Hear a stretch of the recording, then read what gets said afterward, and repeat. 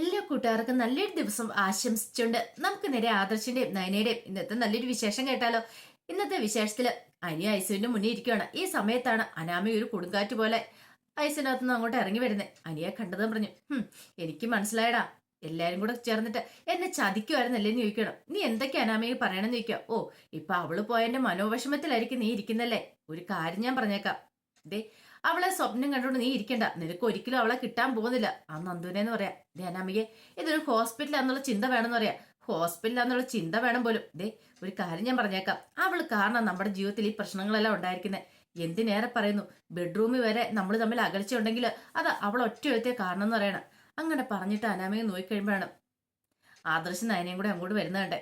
പെട്ടെന്ന് അനാമികയ്ക്ക് അങ്ങോട്ട് ദേഹാസങ്ങളും കൂടെ പെരുത്ത് കയറൂടെ. അനാമിക നേരെ നയനയുടെ നേരെ തിരിയോ. ഓ, വന്നോ രണ്ടുപേരും കൂടെ. കൃത്യസമയത്ത് തന്നെ അത് അനിയത്തിനെ ഇങ്ങോട്ട് പറഞ്ഞു വിട്ടിട്ട് അങ്ങോട്ട് മാറി നിൽക്കുമായിരുന്നല്ലേന്ന് ചോദിക്കണം. ഇത് കേട്ടപ്പം നയന പറഞ്ഞേ, അനാമിക നീ കാര്യം അറിയാതെ സംസാരിക്കില്ല, പിന്നല്ലാതെ വീട്ടിലേക്ക് പോവാന്ന് അനിയത്തിനെ വിളിച്ചു പറഞ്ഞിട്ട് നിങ്ങൾ പോയതല്ലേ, എനിക്ക് മനസ്സിലായെന്ന് പറയണം. ഇത് പനി പറഞ്ഞു, നീ എന്തൊക്കെയാ അനാമിയെ പറയണേ, ആരോടാ പറയണമെന്നുള്ള ബോധം ഉണ്ടോന്ന് ചോദിക്കാം. എനിക്ക് നല്ല ബോധം തന്നെയുണ്ട്. ഇവരെ ഞാൻ ഇതുവരെയായിട്ട് എന്റെ ചേച്ചിയായിട്ട് കണ്ടിട്ട് പോലും ഇല്ല. അല്ലെങ്കിലും ഇവരുടെ സ്വഭാവം കാരണമല്ലേ ഇപ്പൊ തന്നെയാണ് വെല്ലുമ്മ ഹോസ്പിറ്റലിൽ കിടക്കണേന്ന് പറയാം. ഇവര് പാലിനകത്ത് വിഷം കലക്കി കൊടുത്തോണ്ടല്ലേ വെല്ലുമിക്ക് ഈ അവസ്ഥയുണ്ടായത്. എന്നിട്ട് നാണമില്ലാതെ വീണ്ടും വന്ന് നിൽക്കുന്ന കണ്ടില്ലേ എന്നൊക്കെ പറയണം. പെട്ടെന്ന് ആദർശം പറഞ്ഞു, അനാമിയെ സൂക്ഷിച്ച് സംസാരിക്കണം എന്ന് പറയാം. ഓ, ആദർശേണ്ട പിന്നെ കുഴപ്പമില്ലല്ലോ, സ്വന്തം അമ്മേനെ ഹോസ്പിറ്റലിൽ കയറ്റിയാലും ഭാര്യയുടെ പിന്നാലെ ഇങ്ങ് നടന്നോളും. നാണമുണ്ട് ആദർശേട്ടെന്ന് ചോദിക്കണം. ചിലപ്പം നയന പറഞ്ഞു, അനാമിക നീ കാര്യം അറിയാൻ സംസാരിക്കലെന്ന് പറയണം. ഞാൻ ആർക്കും വിഷം കൊടുത്തു കൊല്ലാൻ നോക്കിയിട്ടൊന്നുമില്ല. പിന്നെ അങ്ങനെ ചെയ്തിട്ടുണ്ടെങ്കിൽ അത് ആ വീട്ടിലൊന്നെങ്കിൽ അബിയും അപ്പച്ചിയായിരിക്കും, അല്ലെങ്കിൽ ഈ പറയുന്ന നീയോ നിന്റെ അമ്മയായിരിക്കും, അല്ലാതെ വേറെ ആരും അങ്ങനെ ചെയ്യത്തില്ല എന്ന് പറയണം. ഓഹോ, അങ്ങനെയല്ലടി, ഒരു കാര്യം ഞാൻ പറഞ്ഞേക്കാം, വെറുതെ എന്നെ കുറ്റപ്പെടുത്താൻ വന്നാണ്ടല്ലോ. നീ നിന്റെ അനീതിയായിരിക്കും അങ്ങോട്ട് വലിഞ്ഞു കയറി വന്നേ. ഞാൻ അങ്ങനെയല്ല, ഞാൻ നല്ല അന്തസ്സായിട്ടാ വന്നേന്നൊക്കെ നയനോട് പറയാ. ഇത് കേട്ടത് എനിക്കങ്ങോട്ട് ദേഷ്യം വന്നു. അനി പറഞ്ഞേ, ഒരു കാര്യം ഞാൻ പറഞ്ഞേക്കാം, നീ ആരോടെ പറയണമെന്നറിയോ, ഇനി എന്തേലും പറഞ്ഞാൽ ഞാൻ മലയ്ക്കോ മാല ഇട്ടാന്ന് ഞാൻ നോക്കത്തില്ല എന്ന് പറയണം. പെട്ടെന്ന് തന്നെ അനാമിയോട്, നിങ്ങൾ എന്ത് ചെയ്യും ചോദിച്ചിട്ട് കൈ ചൂണ്ടി അങ്ങോട്ട് ചെല്ലുവാണ്. പെട്ടെന്ന് ആദർശം പറഞ്ഞു, നീ ആരോടെ കൈ ചൂണ്ടി സംസാരിക്കണേ, കൈ താത്തി എറിയെന്ന് പറയാം. ദേ ഒരു കാര്യം ഞാൻ പറഞ്ഞേക്കാം അനാമിയെ, നിന്റെ ഈ സ്വഭാവം ഉണ്ടല്ലോ ഇത് അങ്ങോട്ട് മാറ്റി വെച്ചേക്കാൻ പറയണം. കൈ ചൂണ്ടിയുള്ള സംസാരം മൂത്തോടൊക്കെ സംസാരിക്കുമ്പോൾ അതിൻ്റെതായ ബഹുമാനത്തിൽ വേണം സംസാരിക്കാനായിട്ട്. ഇതൊക്കെ ആയിരിക്കും നിന്റെ വീട്ടുകാരൻ നിന്നെ പഠിപ്പിച്ചു വിട്ടല്ലേന്ന് ചോദിക്കണോ. ഓ, ആദർശേട്ടന് പിന്നെ എന്റെ ഭാര്യയും ഇവരൊക്കെ പറയുന്ന വേദവാക്യമായിരിക്കും. അമ്മയ്ക്ക് എന്ത് സംഭവിച്ചാലും കുഴപ്പമില്ലെന്ന് പറയണം. എന്നാലും നീ ഇത്രയ്ക്ക് ദുഷ്ടയായി പോലോടി, എന്നിട്ട് ഒരു ഉളുപ്പില്ലാതെ വന്ന് നിൽക്കുന്ന കണ്ടില്ലേ. നിനക്ക് നിന്റെ അനിയത്തിനെ ഈ വീട്ടിലേക്ക് അനന്തപുരി വീട്ടിലേക്ക് കൂട്ടിക്കൊണ്ട് വരാനായിട്ടല്ലേ ഈ ഡ്രാമ കളിക്കുന്നത്. എനിക്ക് മനസ്സിലായി, എല്ലാരും കൂടെ കൂടിച്ചേർന്നിട്ടുള്ള ഡ്രാമയാ. എന്നെ ആ വീട്ടിൽ നിന്ന് ഓടിക്കണം, എന്നിട്ടോ ദേ നിന്റെ അനിയത്തിനെ അവിടെ കയറ്റി പ്രതിഷ്ഠിക്കണം, അതിനു വേണ്ടിയിട്ടല്ലേന്ന് ചോദിക്കണം. പിന്നീട് ഇതൊക്കെ കേട്ട് കഴിഞ്ഞപ്പോഴത്തേനും എനിക്ക് ദേഷ്യം വന്നു. അനി പറഞ്ഞു, അനാമിക നീ ഇവിടുന്ന് പോകുന്നുണ്ടോ, അല്ലെങ്കിൽ മിക്കവാറും എന്റെ കൈ നിന്റെ കർണത്ത് പതിയും. പിന്നെ പറഞ്ഞിട്ടും കരഞ്ഞിട്ടും ഒന്നും കാര്യമില്ലെന്ന് പറയണം. ഇത് കേട്ടിനിപ്പോ അനാമ പറഞ്ഞു, ഓ ഇനിയിപ്പൊ ഞാൻ ഇവിടെ നിൽക്കുന്ന നിനക്ക് ബുദ്ധിമുട്ടായിരിക്കും അല്ലേ, ഞാൻ നിൽക്കുന്നില്ല, ഞാൻ അങ്ങോട്ട് പോയേക്കാം, എന്താന്ന് വെച്ചാൽ ആയിക്കോ. പക്ഷെ ഒരു കാര്യം ഞാൻ പറഞ്ഞേക്കാം, ഇവളുടെ അനിയത്തി ഉണ്ടല്ലോ നന്ദു, അവൾ ഒരു കാരണവശാലും അനന്തപുരി വീട്ടിലേക്ക് കയറാൻ പോകുന്നില്ല. അങ്ങനെ കയറാൻ ഞാൻ സമ്മതിക്കത്തില്ല. എത്രയാന്ന് പറഞ്ഞാലും ഇതുവരെ ആയിട്ടും ദേ ഈ നിൽക്കുന്നവളെ സ്വന്തം അമ്മായിമ്മയോ അല്ലെങ്കിൽ എന്റെ അമ്മയൊന്നും ഇതുവരെയായിട്ട് അംഗീകരിച്ചിട്ട് പോലുമില്ല. അതുപോലും മനസ്സിലാക്കാനുള്ള സാമാന്യ ബുദ്ധിയും ബോധം പോലും നിങ്ങൾക്ക് ഇല്ലാതെ പോയല്ലോ. അതെങ്ങനെയാ, അനന്തപുരിയിലെ ആണുങ്ങളെല്ലാം കയ്യിലെടുത്ത് വെച്ചിരിക്കല്ലോ ഇവള്, നാണമില്ലാത്തവള്. എന്തായാലും ഞങ്ങളുടെ അടുത്ത് നിന്റെ അടവൊന്നും നടക്കത്തില്ലടി എന്ന് പറഞ്ഞിട്ട് നയനയുടെ നേരെ കൈ ചൂണ്ടുവേണം. ആദർശ് പറഞ്ഞു, ഒരു തവണ ഞാൻ പറഞ്ഞു അനാമിക ഇനി അങ്ങനെ ചെയ്യില്ലെന്ന്, ഇനി അങ്ങനെ ചെയ്താണ്ടല്ലോ ഞാൻ എന്താ ചെയ്തെന്ന് പോകുന്നത് എനിക്ക് പോലും അറിയില്ല എന്ന് പറയണം. അനാമിക പറഞ്ഞു, ഞാനിവിടെ നിൽക്കുന്നില്ല എന്ന് പറഞ്ഞിട്ട് ദേഷ്യപ്പെട്ട് അങ്ങോട്ടേക്ക് പോവാണ്. അനി പറഞ്ഞു, കണ്ടില്ലേ അവളുടെ സ്വഭാവം, എന്റെ ജീവിതം താറുമാറായെന്ന് പറഞ്ഞാൽ മതി, എനിക്ക് എന്ത് ചെയ്യണമെന്ന് പോലും അറിയത്തില്ല, ഇവളോടൊപ്പം ഉള്ള ജീവിതം എനിക്ക് സാധ്യമാവുന്ന എനിക്ക് തോന്നുന്നില്ല. ആദർശേട്ടൻ പറയാം, ഇങ്ങനൊന്നും പറയലടാ മോനെ, പിന്നെ ഇങ്ങനെ പറയാതെ ഇപ്പൊ തന്നെ കണ്ടില്ലേ, അല്ല അത് അവൾക്ക് പ്രായം അധികമൊന്നും ഇല്ലല്ലോ. എന്ത് പ്രായം, അവൾക്ക് 10-22 വയസ്സില്ലേ, എന്നിട്ടാണ് പ്രായമില്ലാത്ത, പ്രായം പക്വതയില്ലെന്ന് പറയണേ. ആദർശേട്ടൻ എന്തായി പറയണേന്ന് ചോദിക്കാം. അതെ, അവള് മനഃപൂർവ്വം എന്നെ കരുവാക്കിയതെന്ന് എനിക്ക് തോന്നുന്നത്. അവൾ കരന്തുപുരി തറവാടിലേക്ക് കയറി പറഞ്ഞായിരുന്നു, അവിടുത്തെ സ്വത്തും പണവും പ്രതാപവും ഒക്കെ വേണമായിരുന്നു. അതിനേക്കാൾ ഉപരി അവൾ ഒന്നും ആഗ്രഹിക്കുന്നില്ല. അവിടെ ബാക്കി എല്ലാവരും തമ്മിലടുപ്പിച്ച് ഇതേ നയനടുത്തേയും നവ്യടുത്തേയും വീട്ടിൽ നിന്ന് ഇറക്കി വിടാനായിട്ട് അവളുടെ പ്ലാന്. ഇതേ ഇങ്ങനെ പോയിട്ടുണ്ടെങ്കിൽ ഒരു കാരണവശാൽ ഞാനും അവളും തമ്മിൽ മുന്നോട്ട് പോകുന്ന എനിക്ക് തോന്നില്ല. എന്റെ ജീവിതം പോയി എന്നും പറഞ്ഞുകൊണ്ട് അനി അങ്ങോട്ട് പോവാണ്. ഇത് കേട്ട് കഴിഞ്ഞപ്പോഴത്തേനും ആദർശിന് നയനിക്ക് വല്ലാത്ത സങ്കടമായി. പിന്നീട് ആദർശ് നയനയോട് പറഞ്ഞു, അതെ വേണ്ടായിരുന്നു, അവളെ വെറുതെ ചൊടിപ്പിക്കണ്ടായിരുന്നു നയന. പിന്നെ അവൾ അങ്ങനെ പറഞ്ഞു കഴിയുമ്പോൾ എനിക്ക് മിണ്ടായിരിക്കാൻ പറ്റുമോ ആദർശേട്ടാ? അതൊക്കെ ശരി തന്നെ, ഞാനും അവളോട് പറഞ്ഞു. പക്ഷെ ഇപ്പൊ കണ്ടില്ലേ, അനിയുടെ ജീവിതമാണ്. നമ്മൾ കാരണം ഒരു പ്രശ്നം ഉണ്ടാവില്ല. നാളെ അവർ തമ്മിൽ പിരിയാൻ ഇട വന്നിട്ടുണ്ടെങ്കിൽ അത് നമുക്ക് വിഷമമാവുന്ന കാര്യമല്ലേ? ഇത് കേട്ടതും നയന പറഞ്ഞു, അതൊക്കെ ശരി തന്നെ.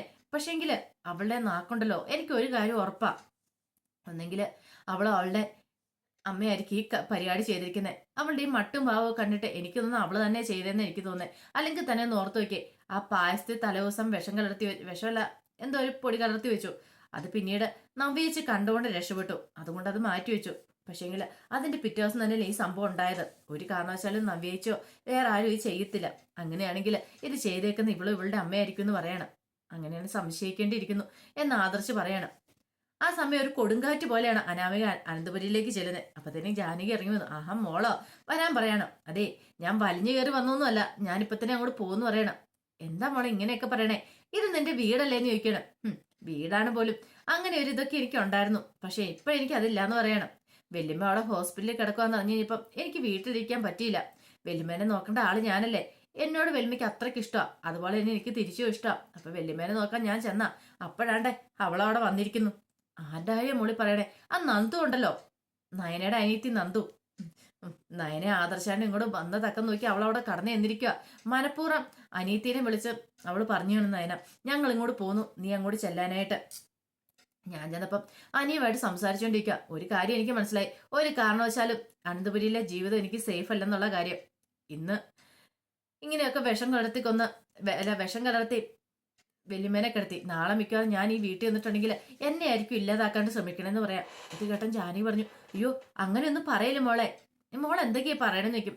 പിന്നെ അല്ലാതെ ഞാൻ എന്ത് പറയാനെന്ന് ചോദിക്കുക. ദേ മോൾ അങ്ങനെ പറയല്ലേ, മോളെ ഞങ്ങളിവിടെ അംഗീകരിച്ചേക്കുന്നതല്ലേ. അതൊക്കെ ശരി തന്നെ. പക്ഷെങ്കിൽ അംഗീകരിക്കേണ്ട ആൾ അംഗീകരിച്ചിട്ടില്ലോ അനി. അവൻ ഇതുവരെ ആയിട്ടും എന്നെ ഒന്നും മൈൻഡ് പോലും ചെയ്യുന്നില്ല. അതെങ്ങനെയാ പറഞ്ഞിട്ട് കാര്യമില്ല. ആ നന്ദു എന്ന് പറയുന്ന ഒരുത്തി ഉണ്ടല്ലോ, അവള് കാരണമെന്ന് പറയണം. അപ്പോഴേക്കും നവ്യ അങ്ങോട്ട് ഇറങ്ങി വന്നേ. ജാനകി പെട്ടെന്ന് അങ്ങോട്ട് നവ്യ എടുത്തെന്ന് പറഞ്ഞിട്ട്, കണ്ടില്ലേ മോള് വന്നിരിക്കുന്നേ, മോളെ ഇവിടെ നിന്ന് ഇറക്കി വിടാനായിട്ട് നീയൊക്കെ ഒരു കാരണമെന്ന് പറയണം. നബി പറഞ്ഞു, ആരെ ഇറക്കി വിട്ടെന്നാ പറയുന്നത്? ഇവിടെ ആരും ആരെ ഇറക്കി വിട്ടില്ല. സ്വന്തം ഇഷ്ടപ്രകാരം തോന്നിയ ദിവസം ഇറങ്ങിപ്പോയതിന് ഞങ്ങൾ എന്ത് കുറ്റം ചെയ്യുന്ന? അതെ, നീ നിന്റെ അനിയത്തിയൊക്കെ കാരണമാ. നിന്റെ അനിയത്തി അവിടെ വന്നിട്ടുണ്ടായിരുന്നു ഹോസ്പിറ്റലിൽ. നാണുണ്ട് അവൾക്ക് വരാനായിട്ട്. ഇത് കേട്ടാ നബി പറഞ്ഞു, ഹോസ്പിറ്റലിൽ വന്നോണ്ട് എന്താ കുഴപ്പമിരിക്കുന്നേ? ഈ കുടുംബത്തിലെ ഒരു ബന്ധു കൂടിയല്ലേ നന്ദു. അപ്പൊ അവള് ഹോസ്പിറ്റലിൽ വന്ന് വിവരങ്ങൾ അന്വേഷിച്ച് എന്താ കുഴപ്പമിരിക്കുന്ന ചോദിക്കും. പിന്നെ ബന്ധുത്വം പറഞ്ഞ് വന്നിരിക്കുന്നു, നാണം ഉണ്ടോട് നിനക്കെന്ന് ചോദിക്കുക. നബി പറഞ്ഞു, ഞാൻ എന്താ നാണിക്കണേ? ഞാൻ അനന്തപുരിയിലെ മരുമോള് തന്നെയാണ്. നിങ്ങളെല്ലാരും വന്ന പോലെ തന്നെയാണ് ഞാനും വന്നിരിക്കുന്നത്, അറിയാലോ. അപ്പൊ നിങ്ങൾക്ക് എല്ലാവർക്കും ഉള്ള അവകാശം എനിക്കും ഈ പറയുന്ന നയനിക്കും ഉണ്ട്. ഞങ്ങൾ ഇവിടെ നിന്ന് അടിച്ചിറക്കാനുള്ള മോഹമായിട്ട് ആരെങ്കിലും വന്നിട്ടുണ്ടെങ്കിൽ അതൊന്നും നടക്കാൻ പോകുന്നില്ലെന്ന് പറയാം. ഇതോടെ പനാമ കണ്ടില്ലേ അവളുടെ നാക്ക്? എനിക്കറിയാടി, നീയും നിന്റെ അനിയത്തിയും കൂടെ മനഃപൂർവ്വം ചെയ്താ വല്യമ്മേനെ ഇമ്മാതിരി കിടത്തിയിരിക്കുന്നേ. ഇത് കേട്ടതും നബിയുടെ നിയന്ത്രണം അങ്ങോട്ട് വിട്ടു. നീ എന്താ പറഞ്ഞേ? ഞാനും എന്റെ അനിയത്തിയും കൂടെ ആണോ? അങ്ങനെയാണെങ്കിലേ നീയും നിന്റെ അമ്മയും കൂടെ ആയിരിക്കും ഈ പരിപാടി ചെയ്തിരിക്കുന്നേ. ഇത് കേട്ടൻ പറഞ്ഞു, നിന്നെ ഞാനുണ്ടല്ലോ എന്നും പറഞ്ഞിട്ട് കൈ ചൂണ്ടി നേരെ നബിയെ അടുത്തേക്ക് വേണം. നബി ആ കയ്യെ പിടിച്ചങ്ങ് താത്തി വിട്ടു. ദേ കൂടുതൽ കളിച്ച് നിന്റെ വിരല് പിടിച്ചാൽ ഒടിച്ചു വിടും, മനസ്സിലായല്ലോ? നിന്റെ മൂത്തത് ഞാൻ, ആ ബഹുമാനം തന്ന് സംസാരിക്കണം. കൈ ചൂണ്ടി സംസാരിക്കുന്നോ എന്നും പറഞ്ഞിട്ട് കയ്യിലൊക്കെ പിടിച്ച് തിരിച്ചങ്ങോട്ട് വിട്ടു. ഒരു നിമിഷം അനാമയ്ക്കൊന്നും ഞെട്ടിപ്പോയി. പിന്നീട് നബി പറഞ്ഞു, നീ എന്താ വിചാരിച്ചോണ്ടിരിക്കണേ? പായസത്തിനകത്ത് പൊടി കലക്കി ഞങ്ങളൊക്കെ വീഴ്ത്താൻ ശ്രമിച്ചു. പക്ഷേങ്കിൽ തിരിച്ചടി കിട്ടി നിനക്ക് നിന്റെ അച്ഛനും അമ്മയ്ക്കും ഒക്കെയാ. അത് നിനക്ക് മനസ്സിലായി കാണുമല്ലോ അല്ലേ? അതിന്റെ പിറ്റേ ദിവസം എന്റെ വയറ്റിൽ വരുന്ന കുഞ്ഞിനെ ഇല്ലാതാക്കാണ്ട് നീയൊക്കെ മനഃപൂർവ്വം ചെയ്ത പരിപാടിയല്ലേ? അതൊരു പക്ഷേ ഈ വീട്ടിലെല്ലാവർക്കും അറിയായിരിക്കും. അബിയുടെ അമ്മയ്ക്കും അറിയായിരിക്കും. അവരെയും കൂടെ കൂട്ടുപിടിച്ചായിരിക്കും നീ നിന്റെ അമ്മ ഇതൊക്കെ ചെയ്തിട്ടുണ്ടായിരിക്കും എന്ന് പറയണം. ദേ അനാവശ്യം പറഞ്ഞാണ്ടല്ലോ എന്നും പറഞ്ഞ് അനാമയെ അങ്ങോട്ട് വരുവാണ്. അനാവശ്യം? ഞാൻ എന്താ അനാവശ്യം അടി പറഞ്ഞേ? ഞാൻ അനാവശ്യം പറഞ്ഞില്ല. നീ ഒറ്റ എടുത്തി എല്ലാത്തിനും കാരണക്കാരി. നീ കാരണം ഇങ്ങനെയൊക്കെ സംഭവിച്ചെന്ന് പറയണം. ഇത് കേട്ട അനാമിക ജാനകിയോട് പറഞ്ഞു, കേട്ടില്ല അമ്മ പറയണേ. ഞാൻ എന്ത് തെറ്റ് ചെയ്തിട്ടാ പറയണേ? ഒരു തെറ്റും ചെയ്യാതെ പറഞ്ഞോണ്ടിരിക്കുന്നേ. ഇപ്പൊ കണ്ടില്ലേ, വലിഞ്ഞു കയറി വന്നവളൊക്കെ കൂടെ ആധിപത്യം സ്ഥാപിച്ചുകൊണ്ടിരിക്കുന്നു. നേരെ വണ്ണം വന്നവരൊക്കെ പുറത്തായെന്ന് പറയണം. മോള് വിഷമിക്കണ്ട കേട്ടോ. ദേ ഇവൾമാരെ കൊണ്ടൊന്നും ഒന്നും ചെയ്യാൻ പറ്റത്തില്ല. നവ്യ, ഒരു കാര്യം ഞാൻ പറഞ്ഞേക്കാം. ദേ നീ കിടന്ന് അധികം ചാണ്ട. നിന്നെയൊക്കെ ഇവിടെ ആരും മരുമകളായിട്ട് ഇവിടെ അംഗീകരിച്ചിട്ട് പോലില്ല എന്ന് പറയണ. നവ്യ പറഞ്ഞു, ആരും അംഗീകരിച്ചില്ലെങ്കിലും ഇവിടുത്തെ മുത്തശ്ശനും മുത്തശ്ശിയൊക്കെ ഞങ്ങളെ അംഗീകരിച്ചിട്ടുണ്ട്. ഞങ്ങൾക്ക് അത് മതി. പിന്നെ നിങ്ങളുടെയൊക്കെ സ്വഭാവം ഞങ്ങൾക്ക് നന്നായിട്ട് അറിയാവുന്നതല്ലേ. എൻ്റെ നയനെയോ എന്നെയൊക്കെ കുറ്റപ്പെടുത്താൻ വന്നതുണ്ടല്ലോ. പറഞ്ഞില്ലാന്ന് വേണ്ടാന്ന് പറയണ. ഇത് കേട്ട് കഴിഞ്ഞപ്പം അനാമി പറഞ്ഞു, അഹങ്കാരം കണ്ടില്ലേ.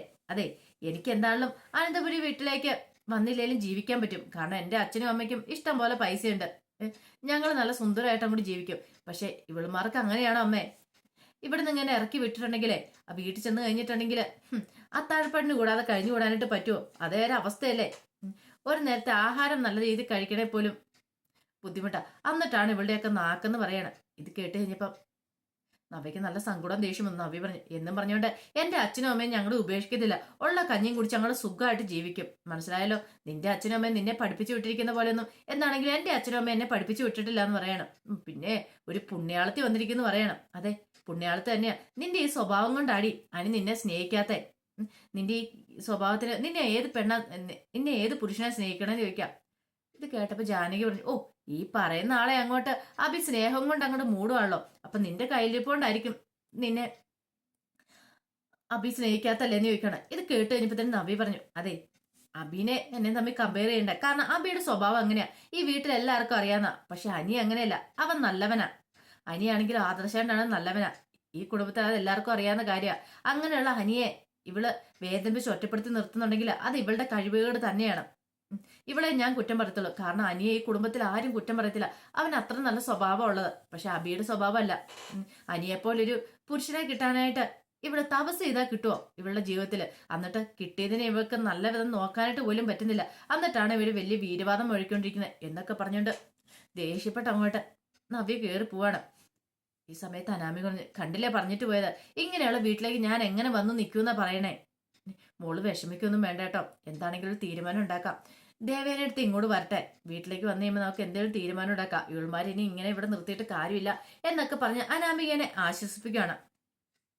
ആ സമയം നയനി ഇങ്ങനെ ഓരോന്നൊക്കെ ആലോചിച്ച ഐസിന്റെ വെളിയിലിരിക്കുകയാണ്. അപ്പോഴാണ് ആദർശം അങ്ങോട്ട് വരുന്നത്.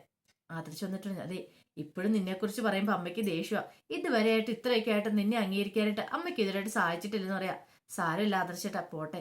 എന്നാലും അമ്മയോട് സത്യങ്ങളൊക്കെ തുറന്നു പറയാൻ പോലും പറ്റുന്നില്ലോ. അമ്മയോട് പറഞ്ഞു കഴിഞ്ഞിട്ടുണ്ടെങ്കിൽ അമ്മ ചോദിക്കും, ദേ അവളുടെ ബ്ലഡ് എനിക്ക് എന്തിനാ തന്നേന്ന് ചോദിച്ചാൽ വെറുതെ കിടന്ന് ദേഷ്യപ്പെടുള്ളൂ. ഉള്ള സത്യം പോലും പറയാൻ പറ്റുന്നില്ല. അമ്മയ്ക്കാണ് അതൊട്ട് മനസ്സിലാക്കാനും സാധിക്കുന്നില്ല. ഇനി ഏത് കാലത്ത് മനസ്സിലാക്കുന്ന കരുതിയാ അതൊന്നും സാരമില്ല ആദർശേട്ടാന്ന് പറയണം. അപ്പോഴാണ് ജയൻ അങ്ങോട്ട് വരുന്നത്. ദേ അച്ഛൻ വരുന്നുണ്ടെന്ന് പറയണം. അങ്ങനെ ജയൻ വന്നു. അപ്പൊ ആദർശൻ പറഞ്ഞു, ഇതുവരെയായിട്ടും മരുമോളെ അംഗീകരിക്കാനായിട്ട് അമ്മായിമ്മ തയ്യാറാകുന്നില്ല. അമ്മയ്ക്ക് വേണ്ടിയിട്ട് ഇവള് ബ്ലഡ് വരെ കൊടുത്ത് സ്വന്തം ജീവൻ തന്നെ അപകടപ്പെടുത്തിയതാ. എന്നിട്ട് പോലും അത് മനസ്സിലാക്കാൻ സാധിക്കുന്നില്ലെന്ന് പറയാം. അതൊന്നും കാര്യമായിട്ട് എടുക്കണ്ട മോനെ. അല്ലെങ്കിൽ അമ്മയോട് പറയണ്ടേ അച്ഛാ ഇവളാ ബ്ലഡ് കൊടുത്തെന്നുള്ള കാര്യം. പറഞ്ഞിട്ട് എന്ത് ചെയ്യാനാ? അവളത് അംഗീകരിക്കും തോന്നുന്നുണ്ടോ? അവളുടെ സ്വഭാവം അറിയാലോ എന്ന് പറയാം. ഇനി നമ്മൾ ആരും ഒന്നും പറഞ്ഞിട്ട് ഒരു കാര്യമില്ല. തൽക്കാലത്തേക്ക് അറിയണ്ടെന്ന് പറയണം. എന്നാലും അച്ഛാ, ഇങ്ങനെ ഒരു കാര്യം ഇവള് ചെയ്യുമെന്ന് അമ്മയ്ക്ക് എങ്ങനെ വിശ്വസിക്കാൻ തോന്നുന്നു? പാലിനകത്ത് ഇവൾ ഒരിക്കലും വിഷം ചേർത്ത് കൊടുക്കില്ലെന്ന് നമുക്ക് എല്ലാവർക്കും ഉറപ്പുണ്ട്. അത് ശരിയാടാ മോനെ. പക്ഷെ പറഞ്ഞിട്ട് കാര്യമില്ല. അവളുടെ സ്വഭാവം അറിയാലോ. പോരാത്തന്നെ അവളുടെ മനസ്സിലേക്ക് വിഷം കുത്തി നിറച്ചു വെക്കാണ്ട് ചിലരൊക്കെ ഇങ്ങോട്ട് വന്ന് കയറുന്നുണ്ടല്ലോ. അത് ശരിയാച്ചാ. അനാമികയും അവളുടെ അമ്മേ അവരാണോ ഇതിന്റെ പിന്നിലെന്ന് എനിക്ക് നല്ല സംശയം ഉണ്ടെന്ന് പറയണ. ഇത് കേട്ട് കഴിഞ്ഞപ്പോഴത്തേനും നയന പറഞ്ഞു, അത് ശരിയാ. കാരണം ഇതിനു മുമ്പ് ആ പായസത്തിനകത്ത് എന്തോ പൊടി കലക്കി. അന്ന് പക്ഷെ നവ്യേച്ച ഉള്ളതുകൊണ്ട് ബാക്കി എല്ലാവരും രക്ഷപ്പെട്ടു. അപ്പൊ അതിന് പിറ്റേ ദിവസമാണ് ഈ സംഭവം നടന്നത്. ഒരു പക്ഷെ നവ്യേച്ചയുടെ വയറ്റിലുള്ള കുഞ്ഞിനെ ഇല്ലാതാക്കിയിട്ട് അങ്ങനെ നവ്യേച്ചയുടെ പ്രതികാരം ചെയ്യാനിരിക്കും അവളുടെ പുറപ്പാട്. അതായിരിക്കും അവിടെ സംഭവിച്ചതെന്ന് പറയാം. അത് കേട്ടതും ജയൻ പറഞ്ഞു, അത് ചിലപ്പോൾ ശരിയായിരിക്കും മോളെ. പക്ഷെ എന്ത് ചെയ്യാൻ പറ്റും? നമുക്ക് തെളിവൊന്നുമില്ലല്ലോ. പോരാത്തിന് അനിയെക്കുറിച്ചൊന്ന് ഓർത്തു നോക്കി. നമ്മൾ എന്തെങ്കിലും പറഞ്ഞിട്ടുണ്ടെങ്കിൽ അവന്റെ ജീവിതം എങ്ങനെയായി തീരുമെന്ന്. അതാ അച്ഛാ എനിക്കൊരു സങ്കടം. പാവം അനി.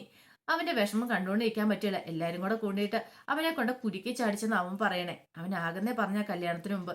ഇത് കേട്ടാൻ ജയൻ പറഞ്ഞു, അത് ശരിയാ. കല്യാണത്തിന് തലേ ദിവസം നീ സത്യങ്ങളൊക്കെ അറിഞ്ഞല്ലേ. പക്ഷെ നിനക്ക് എന്തേലും ചെയ്യാൻ പറ്റുമോ ആദർശെന്ന് ചോദിക്കുക. അത് ശരിയാ അച്ഛാ. പക്ഷെ ചെയ്യാൻ പറ്റില്ല. ഇപ്പൊ എനിക്ക് അതിന്റെ കുറ്റബോധമുണ്ട്. എന്തേലും ചെയ്യണമായിരുന്നു. കാരണം ഒരു കാരണവശാലും അങ്ങനെ ചെയ്യാതിരിക്കില്ലായിരുന്നു. അതുകൊണ്ടല്ലേ ഇപ്പൊ അനിയുടെ ജീവിതം താറുമാറായി പോയത്. അല്ലെങ്കിൽ പിന്നെ അന്നത്തെ ആ ഒരു ദിവസത്തെ വിഷമം ഉണ്ടാവണ്ടായിരുന്നുള്ളൂ. ഇപ്പൊ സന്തോഷമായിട്ട് എനിക്ക് കഴിയായിരുന്നു. ഇപ്പൊ ജീവിതകാലം മുഴുവൻ അവന് കണ്ണീര് കുടിക്കുമെന്ന് പറഞ്ഞ സ്ഥിതിയില്ല. അവന് ജീവിതം ഇങ്ങനെ മുന്നോട്ട് പോയിട്ട് കാര്യമുണ്ടോന്ന് ചോദിക്കാം. വിഷമിക്കണ്ട, എല്ലാത്തിനും ഒരു പരിഹാരം ഉണ്ടാക്കാം. ദേവേനി ഒന്നെങ്കിൽ സത്യാവസ്ഥയൊക്കെ മനസ്സിലാക്കി ഇനി നയനെ സ്നേഹിക്കാൻ തുടങ്ങണം. അങ്ങനെ പറഞ്ഞുകൊണ്ടിരിക്കുന്ന സമയത്ത് നയനയ്ക്ക് പെട്ടെന്ന് അങ്ങോട്ട് തല ഇറങ്ങുവാണ്.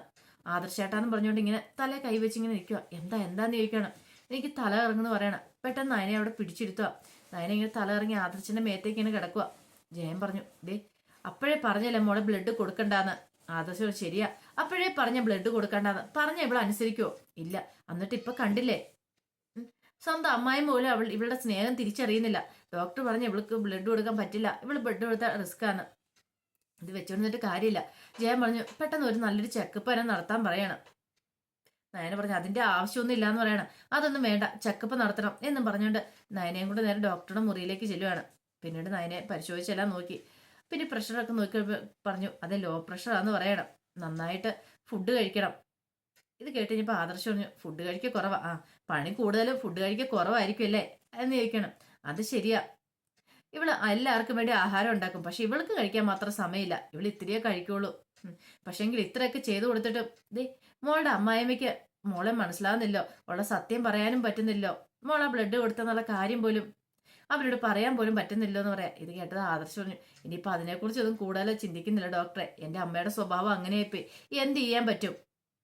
മരുമോളെ അംഗീകരിക്കാനോ അല്ലെങ്കിൽ മരുമോളെ മനസ്സിലാക്കാനോ സാധിക്കുന്നില്ലെന്ന് പറയാണ്. ഇതൊക്കെ കേട്ട് കഴിഞ്ഞപ്പോൾ ഡോക്ടർ പറഞ്ഞു, ഇന്നത്തെ കാലത്ത് ഇങ്ങനെ ചിലരൊക്കെ ഉണ്ട് എന്നും പറഞ്ഞ് ഡോക്ടർ അങ്ങോട്ട് ഇറങ്ങിപ്പോകണം. പിന്നീട് ആദർശം നയനയുടെ അടുത്ത് ഇരുന്നിട്ട് പറഞ്ഞു, അതേ പേടിക്കണ്ട കേട്ടോ, എനിക്ക് ആരൊക്കെ ഇല്ലെങ്കിലും നീ ഉണ്ടല്ലോ എന്നൊരു ചിന്ത ഇടയ്ക്ക് എപ്പോഴും ഉണ്ടാവാറുണ്ട്. അതുപോലെ തന്നെ ഇപ്പൊ തന്നെയുള്ള അമ്മ നിന്നെ കുറ്റപ്പെടുത്തി കഴിയുമ്പോഴത്തേനും എനിക്ക് വിഷമമുണ്ട്. പക്ഷേങ്കിൽ അമ്മ കുറ്റപ്പെടുത്തുന്ന ഇരട്ടിയായിട്ട് ഞാൻ നിന്നെ സ്നേഹിക്കുന്നുണ്ട്. അതെന്തുകൊണ്ടാണെന്ന് മാത്രം എനിക്ക് അറിയത്തില്ല. എനിക്ക് നിന്നെ അത്രയ്ക്ക് ഇഷ്ടം നയനെന്ന് പറയാണ്. ഇത് കേട്ട് കഴിഞ്ഞത് നയനയ്ക്ക് ഭയങ്കര സന്തോഷമായി. നയനെ ആദർശനെ തന്നെ നോക്കുകയാണ്. അപ്പൊ അതിന്റെ വിശേഷങ്ങളൊക്കെ എന്ന് കണ്ടത്. ഇതിന്റെ ബാക്കി വിശേഷങ്ങളുമായിട്ട് വൈകുന്നേരത്തെ പ്രമോയി വരാട്ടോ. ഒരിക്കൽ കൂടി എല്ലാവർക്കും നല്ലൊരു ദിവസം ആശംസിച്ചു നിർത്തുന്നു. നന്ദി.